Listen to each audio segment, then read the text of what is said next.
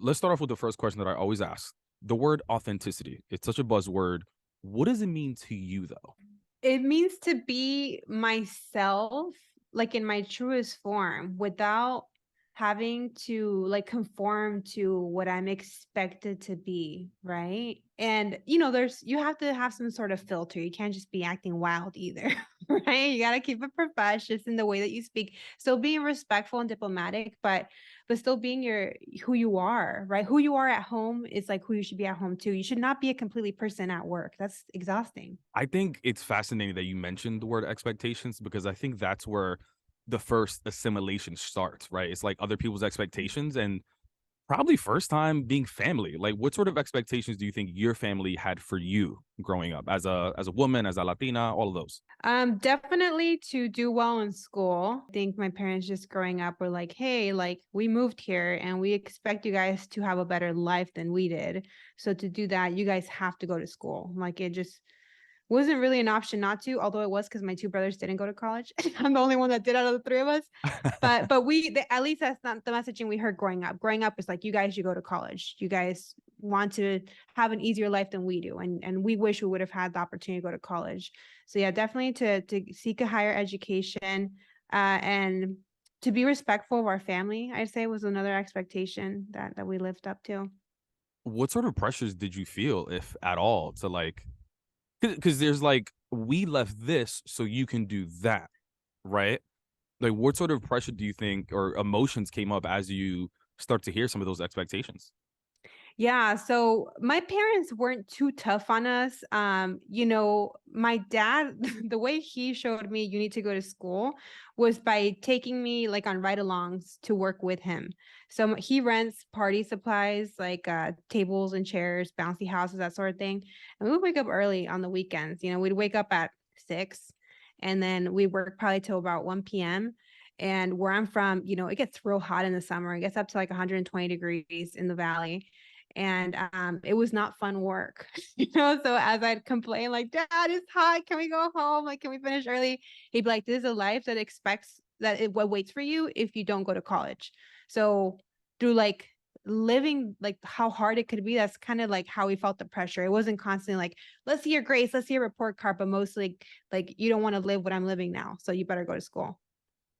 That is fascinating. That's the first time I've ever heard like such a way to teach or like motivate children to to go to school. I actually love that.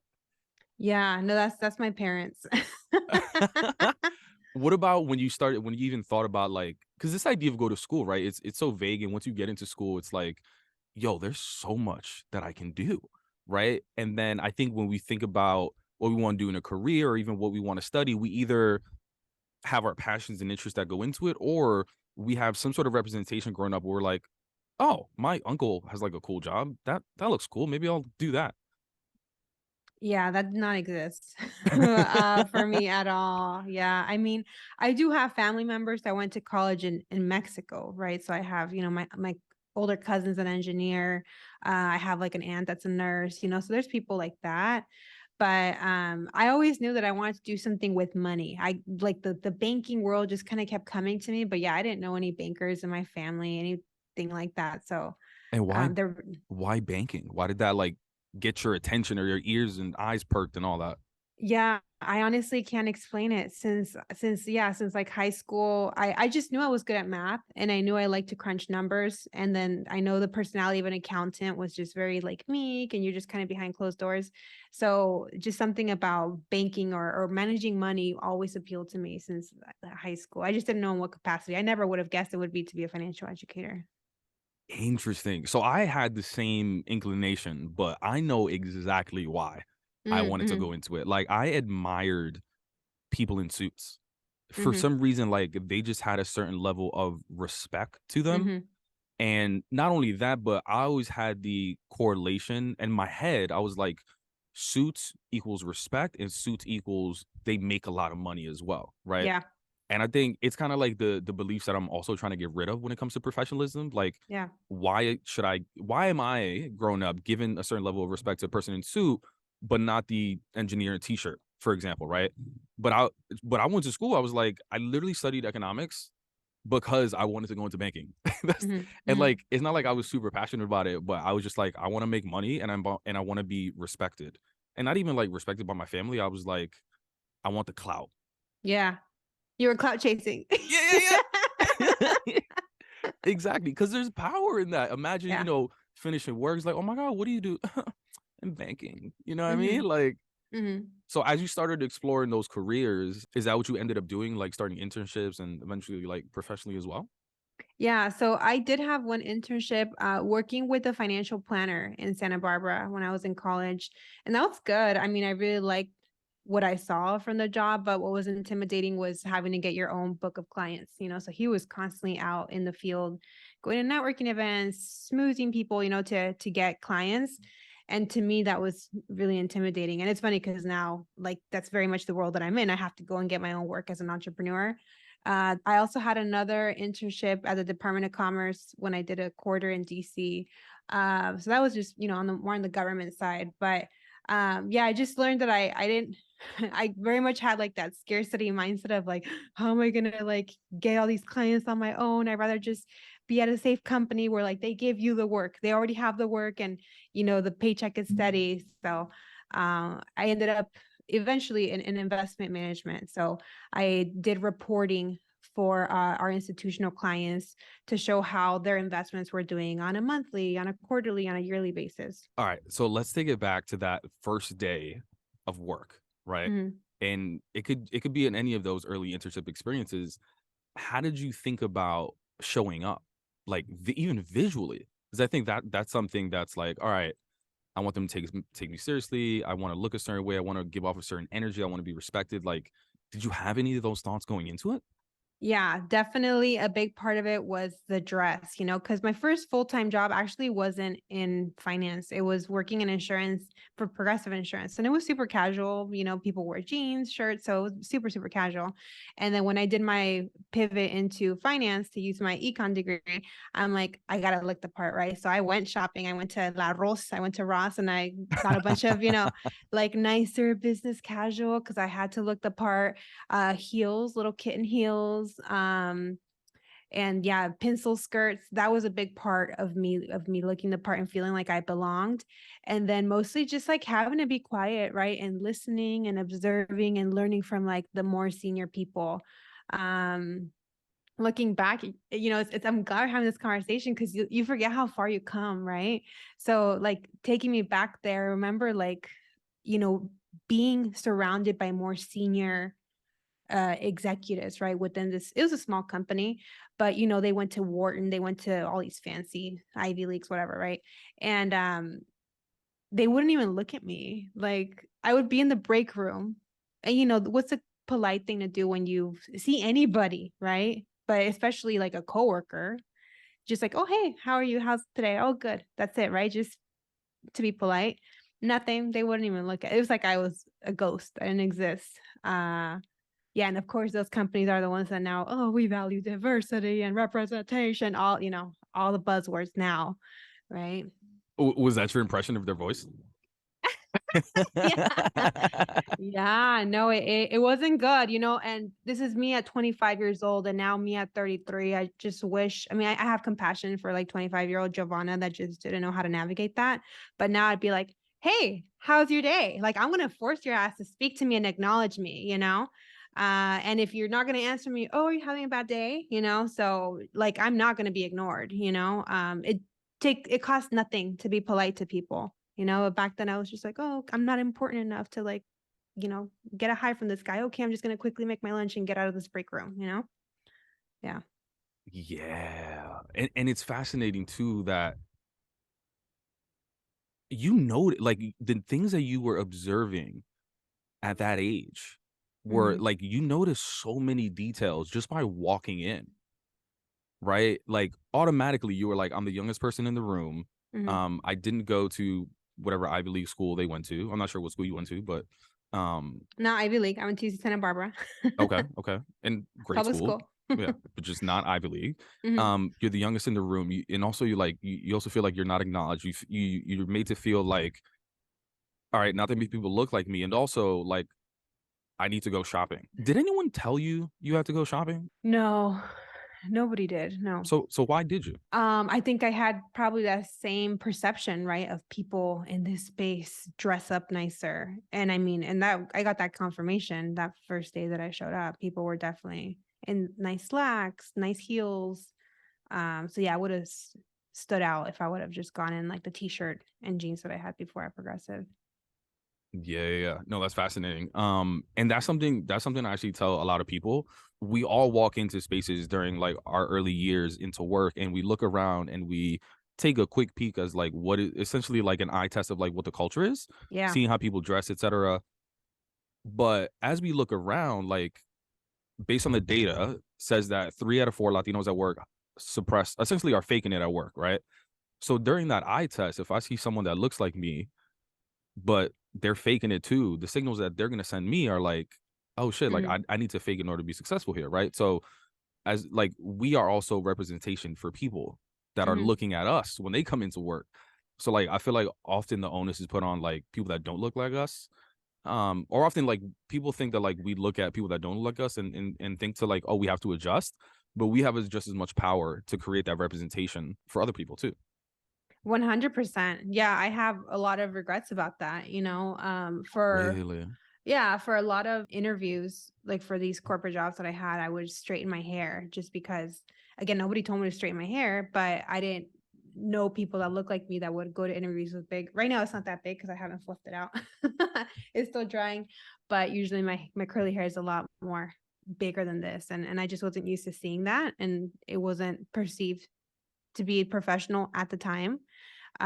So I straightened it, and that might not seem like a big deal, but it is a big deal when you learn that my hair takes me 2 hours to straighten, so that's a huge time suck, energy suck, and that's additional time that I could have spent preparing for the interview for the next day or getting better rest so that I'm like refreshed for the interview, and for a long time I didn't have that. I'm so glad you mentioned that because I feel like the opportunity cost when it comes to time is not often calculated. Like we often think we have to go shopping or we have to do this and that, and we think about the money that it costs to buy a blazer, but we don't Mhm. think about the time commitment that it takes to like, for example, like you said, do your hair. Like if what 2 hours? Like you could have been prepping for the interview for 2 hours. Yeah. You know what I mean? And I'm so glad you mentioned that. All right, so when did you start? Because at some point like before you get to the person who you are now, you start to feel a little bit more comfortable being yourself, or at least you start to get the courage to maybe want to peel back the layers and bring a little bit more of you into professional settings. Like, what was that moment where you started to be like, you know what, fuck it, I'm gonna start being a little bit more myself? I didn't start feeling more comfortable until I started working at a more diverse firm. So before that, it was mostly white male coworkers. And yeah, I could not be myself there. But when I switched to Northern Trust, which was my most recent corporate job, they had great representation. We had a lot of Latino employees, Black employees, and also Latino and Black leadership, relative to other companies. They still have a lot of work to do on their own, but when I saw people that look like me, I'm like, okay, I can let the curly hair down, right? Dress more colorfully, wear bolder earrings, not just pearls. And a big part of that was a culture in the sense that they had very engaged employee resource groups, right? That had events on, so that people could network together or could learn this about, their group and their history or celebrate these special holidays, so that mattered and it made me feel more seen. But it really wasn't until like the murder of George Floyd that I really went super I don't give a fuck, like what are we doing? That I'm unapologetically myself, I'd say. After I think a lot of people, our values kind of changed after that, but for me that was a big game changer. Yeah. Talk to me about why that was such a game changer for you.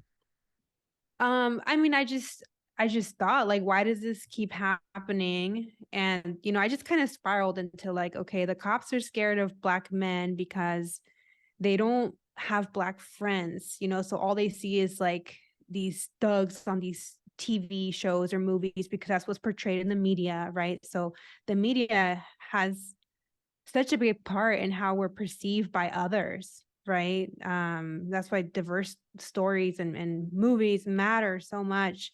And I'm just like, well, who controls the media? Like white men, So um they don't care if we're represented or not. And I'm just like, I've been spending all this time like trying to impress those people for what? For at the end of the day, like they can just kill you like a fucking dog on the street. So ever since then, I just kind of turned my back on them. I just unapologetically, honestly, turn my back on them and just focus on my community. Like instead of trying to impress them or trying to make change within their system, I'm like, let me just empower my people and talk to my people and show them the ropes, from what I've learned. And any white people that want to learn, they're welcome to, but they're not my main priority. What's one of those first changes or big changes that you implemented in yourself and trying to feel a little bit more authentic, that you were just like, all right, let's see how this goes? A small way that I kind of was like, let me just unleash myself was through my nail color. I think growing up, I was always told that to work in professional settings, you had to have like a nude or a neutral kind of nail colored. These are pretty neutral right now. They're brown. But yeah, now I do like the lime greens, like the bright oranges. I get so many compliments and I love them. So I think that was kind of like a small way that I started to just kind of be myself more. And then I vowed too, when George Floyd happened, I'm like, I'm never straightening my hair again. Like why was I doing that, Because I'm adding to the problem, right? Like you said, by me not creating that representation and not showing that to other people, I'm contributing to this. Yeah, that's powerful, right? Like it kind of Yeah. changes the perspective on like what role you play in creating culture. Hmm. I love the fact that you said that like you started to get compliments on certain things. And I think when we create these hypothetical scenarios in our head of like, well, if I do this, then they're gonna say this. And it's often like a negative story. But you started to get compliments on something as simple as like you said, something as simple as like your nails. And people were like, "Oh my god, I love that color." You're like, "Oh wait, people actually like me for me." Yeah. Like, Yeah. tell me a little bit, and then that takes another level when you start creating content as well, because then your reach and your message and your representation is actually amplified. But like, was that helpful in you continuing to lean into some of that? Was the hearing you saying like the positive affirmations from Yeah. people? Hmm. I don't know. I don't know that it was helpful. It makes me feel good. I think any compliment will make anybody feel good. But I think I was pretty radicalized, honestly, when all that happened. I really was. I just saw my uncle a couple weeks ago. He's super Republican. We go back and forth because, he's just I has these wild views. And he's have just a like, Republican uncle too. oh, you Something do? about uncles, I don't know. Yeah, yeah. He's just like, what happened to you? And I'm like, COVID, like George Floyd, like BLM, like I don't care, man. I don't care. Yeah, it just really rocked me to my core. So then, how did you realize that you were representation for people then? Because there was nobody really else like me. So I had to show people like what this looks like, right? So I mean, on my team, I was so experienced. I was doing the work of like a leader, but I wasn't getting paid like a leader, and I didn't have the role of a leader. I think a lot of that was because I was just still playing small, and I felt like I wasn't supposed to be there. I didn't look like the people there. But after that, I just said yes to every opportunity that came my way and knew that I'm like, I adopted this mindset of like, these corporations are not nonprofits. Like they're here to make money and they wouldn't still be here if I wasn't making the money. That means I'm valuable to them, because yeah, they trim fat because they're not in the business of bleeding out money. So just like owning my value and knowing that I deserve to be here even more than all these motherfuckers because I didn't have the resources that they had and I'm right beside them doing the same kind of work and better than they are. They're asking me questions on how to do this shit. Yeah, and you know what? Sometimes it takes like a traumatic experience, even if it doesn't happen directly to you. I mean, George Floyd is often an event, tragic event that I think unlocked a lot of that for people. I think COVID was Yeah. another one of those like traumatic, tragic experiences that sort of like awakened that in a lot of people as well. Was it around that time that you started creating a lot more content as well? Yeah, I mean, it was around that time that I started volunteering back with first gen students. So I'm like, I thought about these kids. I'm like, oh my God, like their whole world has changed. Like college is supposed to be like their most fun years, right? Because they're being young, they don't have any responsibilities, and instead they're like locked away at home. So I'm like, how can I support them? And it's like, ooh, like can be a virtual. mentor, right? I don't have to be in person anymore. Yeah, because I actually had tried volunteering with UCSB before as a mentor, and they're like, "Are you in Santa Barbara?" I'm like, "No, I'm not." They're like, "Oh, we need local mentors." So that was years ago. So then, obviously, with COVID, they're like, anybody from anywhere can be a remote mentor. So that really helped me get it back in touch with the younger version of myself and the needs that I had as like a young first gen student. Uh, and then yeah, that eventually led to the content. At some point, there seems to be this intersection between like the first gen experience, the Latina experience, and also your passion for money and financial independence. Like, when did that come about too? The passion for money came before 2020. That came in like, yeah, probably early 2019, maybe end of 2018. I just got to a point where I was like sick of living paycheck to paycheck. I'm like, I did everything right. Like my parents told me to go to college. I got good grades. I picked a safe major. Like, why am I still struggling with what I'm getting paid? So then I started learning. I'm like, okay, it's because I'm not managing my money well. Like the little money that I am earning, I'm not making the best choices with them. So I just immerse myself in learning about money.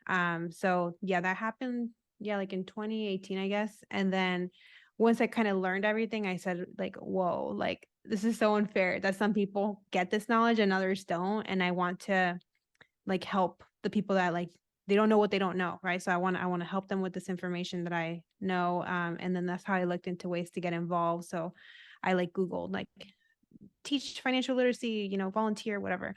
And then I came across a nonprofit that I could volunteer with. Their only requirement was that you were a financial professional, and then they provided the materials for you to facilitate. So I did that for about a year and a half. So when I started creating content, I had already been volunteering as an educator in money. So I'm like, let me kind of combine these two interests, right? So my passion for money education, but then from the perspective of the first gen. I think a lot of people don't feel comfortable being their authentic selves at work because they feel like they don't have that financial security, right? There's often the fear of, well, what if I am this way? What if they let me go? Mm-hmm. Right? I then can't be myself because I'm afraid to get let go because I don't have financial security, right? So, what really helped me let go of the fear of even being fired is to have a strong savings account. Mm-hmm. Like, I think I was slowly becoming more of myself and certain things helped, right? As far as like, therapy, but also like building up a resume. But what really got me to like not give a fuck to Mm-hmm. the point where like I'm posting whatever I wanted. I'm just like, what are they gonna do? Mm-hmm. Is when I had a solid savings account. And that was around the time I quit. I think that was like, I mean, I'm still growing, but like that was pretty close to like the peak of not giving a fuck. So I think it's really, really important for people to like the content that you're making is so important on like the education that you're doing is so important because I do think a lot of people will be more comfortable being themselves in any setting with the right financial situation in place. Yeah, so what you just described is called FU money, Yeah, yeah, yeah, yeah, yeah. Yeah. I didn't have FU money. I didn't have that much money saved. But It's yes. still something, right? Where you feel like some sort of security, right? And it Yeah. 100% helps you be more bold and really lean into like what's important to you, and others can take it or leave it because I got a little money to kind of get me through until I find my next gig. So yeah, it's super empowering to have that sort of financial support, right? Whatever happens. Agreed. And it's also fascinating too, because here you are creating a ton of this content, but it's an interesting dynamic when you first started working, you even use the word quiet Mhm. to describe you, Yeah. right? Like you are here in this like hypothetical water cooler situation where like you're being ignored, right? Not being spoken to. And I'm not saying you're now loud, but I guess visible is a Yeah. fair word. Yeah. Were you nervous about, like, starting to create content? And, like, what was that feeling of, like, when you first started going viral? Like, it must have been a little bit anxious, but at the same time, you are now becoming that representation that you kinda set out to be. Yeah. So the thing about me though is that I've never been like a shy or quiet person except for at work. Like anybody that's known me, I'm a Leo, so I'm just super out there. So when it comes to creating content, it was never like I was shy of the camera, none of that. It's like I'm such a natural at it. I don't even think about it. Not But you pulling out zodiac signs. It's the truth. No, I identify with everything about the Leo personality. But yeah, so at work, it was work for me to have to be meek, to have to be shy, to not speak up unless spoken to. That was constant work because that wasn't who I was. I've always been a big mouth. My family is like, my uncle's like, Giovanna, estás tan bonita, pero cállate. Like, he's just like, because I have a big mouth and it's so rude. I know, super rude and misogynistic. I know. But yeah, that wasn't a factor for me. But yeah, I think about that, what you just said, right? That there's definitely some people in my LinkedIn network that know that 25-year-old Giovanna that they ignored. And now they see me, again out on these social media streets, and they're probably like, what? Where did this come from? But it's just they didn't know the real me. What is that like when people start reaching out to you though, and you're like, wait, what? That like they didn't know the real me. I'm sure you have previous coworkers, previous colleagues. Are they just like surprised? It's funny, because I think about this often. I'm like, they're a bunch of haters. Because I feel like if I saw somebody from that was a past coworker, I'd be like, hey, it's super cool that you're like doing this. I've gotten a little bit of that, maybe like 3 people that have done that, but we had somewhat of a relationship at work. But yeah, other people haven't really commented. I'm sure a bunch haven't followed because they're just haters and they don't want to see me, shining. There's only been one person, a former manager of mine, who's like, I always knew you could do it, all blowing up all the smoke up my ass. But I knew you were destined for great things. And I'm like, really? So is that why you just constantly sabotage my career? So he used to be super, he used to hype me up on my posts, and it used to irk me because it's like, you were part of the problem, and he was a person of color. He was biracial, and he was in a position of power to help me out and give me guidance and mentorship, and he never did. But now that I'm successful, he wants to claim to be a part of that. It's like, no, you were a villain in my story. Like, you did not help me. And I think until recently, I posted something about bad bosses, and he must have identified with it, and then he just kind of stopped commenting. So it's like, stay where you're at. Don't You are not a part of this. Yeah.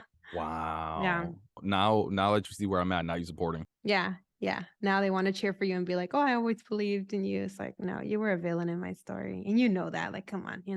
Mm.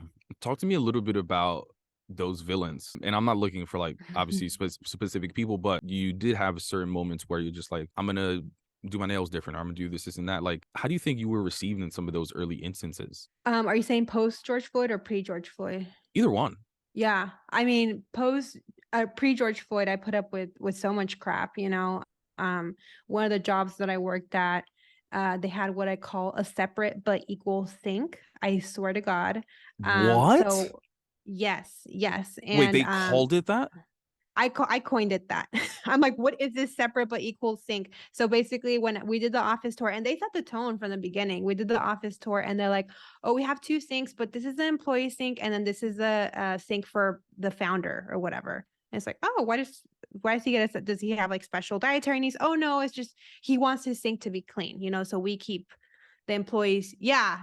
And, at first I'm like, okay, that's what you got to do. So I would use that. And that one was always full of dishes, and there was a bunch of stuff. The other one was crystal clean because he was never there. He would go to the office once a month. And then with time, I just started being like, fuck this. What is this classist shit about, like, oh, like I'm the founder. So you guys, like, what is this? So I just started using it. He even had his own fridge too. We had 2 fridges. This was the employee fridge, and this is the founder's fridge. And your stuff. And the other one's over flooding with food. There's no more space. And I just started putting my stuff and just being like, they can say something. I don't care. Like, I'm just going to be like, there's no more space. That's why I'm putting my stuff there. Yeah. Wow. And it was Mhm. just one person. Yeah, it was one person that was there once a month. It was a founder of the company. But this is also the same company that when George Floyd happened, I found out from a former colleague, they're like, I'm so livid because, all these companies were making statements, right, against, what had happened. And they took a to come out with a statement because it seems like internally they had sent out a memo saying like, hey, we're pressured to come out with a statement, but a lot of our clients are police unions, and we just don't want to, ruffle their feathers, going to say anything. So if you're asked, like, don't say anything. And then eventually they put out like a fake statement being like, oh, we're in support of, Black Lives Matter, blah, blah, blah, blah. But yeah, I know it's complete trash. There's a bunch of these companies that are just, and now you go on their website, and like I said, we care about diversity, equity, inclusion, representation, and but it's all BS. Oh, everybody cares about DEI, right? What now everybody does. Everybody claims to. I'd say some places claim more than, actually do. Like I Yeah. said, the last firm that I was at, they did a pretty good job of really trying. But yeah, some are definitely just performative. So I try to empower like my community by like showing the signs of like which ones are the real deal and which ones are just, for the clout, chasing the clout, right? Yeah. What about, and those instances are so unfortunate, disappointing, sad, all of those adjectives. What about how you were received though when you showed up a little bit more authentically? Like, did you I did you didn't I didn't get that opportunity, and that's kind of frustrating for me because we went remote in March of 2020 and then I quit my job in June of 2021, which we were still remote. So I never got to go back to the office, which is frustrating, like I said, because I was when I'm like, I'm gonna be me, whether you like it or not. But then I had this new life, right, that I leaned into instead. So now I just you like it or not, right? Like take it or leave it, hate me or love me, like I'm here, right? And I'm me. And I'm not for everybody, and that's okay. I'm not everybody's cup of tea. dang, we gotta get you back there just for like a quick runway. You know what I mean? Like, you know what's so dope? I actually saw a picture of you the other day and it made me so happy. You Which were picture? you were on a stage, and I don't know for what conference, Mm. but I immediately saw you Uh-huh. I think I know which one. Was I because wearing a green blazer? yeah, Yeah. So that was everyone else on stage was wearing a black blazer, or I think black and gray. And you talk about like neutral tones.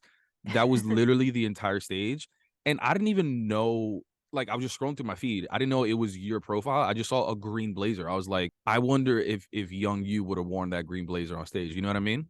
No, definitely not. And I had that moment too when I was at this event. So yeah, this was just a couple days ago. It was in Virginia. It was a summit with the National Credit Union Administration.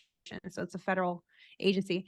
And I mentioned earlier I interned at the Department of Commerce, and this is 12 years ago. So back then, yeah, like I said, the little kitten heels, the curly hair that was very much, under control, and just blending in with everybody, right, was what I was taught to do. The smaller earrings, right, not to bring too much attention to yourself. And now this time, like, I'm being welcomed as a speaker to share my lived experience, share my knowledge, share my insights. And I just knew that I wanted to pop a little, right? So I had that green blazer. I got a bunch of compliments with some black leggings. And then I don't usually do a red lip, but I really lean into like my AOC inspo. I wore the red lip, and then I did hoops, which I usually do hoops these days now. So big gold hoops, and then the big round curly hair. Yeah, so it's a completely different person. What a full circle moment. Like, did Yeah. you have any anxieties going into it as far as like, hey, I don't usually do the red lip, or like I'm gonna wear this outfit, like any of those things? What, one, that question, and then two, how did it feel for people to tell you the compliments, the positive affirmations? Like, what did that feel like during that event as well? It felt good. Yeah, it felt good to hear that people liked how I looked. And I know I'm creating that representation. Was I nervous? Not at all, because I'm being myself, right? So no, I was not nervous about showing up in my most authentic form. But I did have that moment where I paused and I thought, wow, 12 years ago, this was very different. I would have never wanted to have stood out. And now I know that that's like my superpower, right? Being me. So it was definitely like a moment of gratitude where I paused and I'm like, I'm thankful for even like the lows, right? The lows have made me really value the highs. So I mhm. love that. I love that. And obviously you're not done in your journey of growth and of authenticity. As you continue to look forward, what's the one thing that continues to inspire you or make you feel empowered to continue being your most authentic self?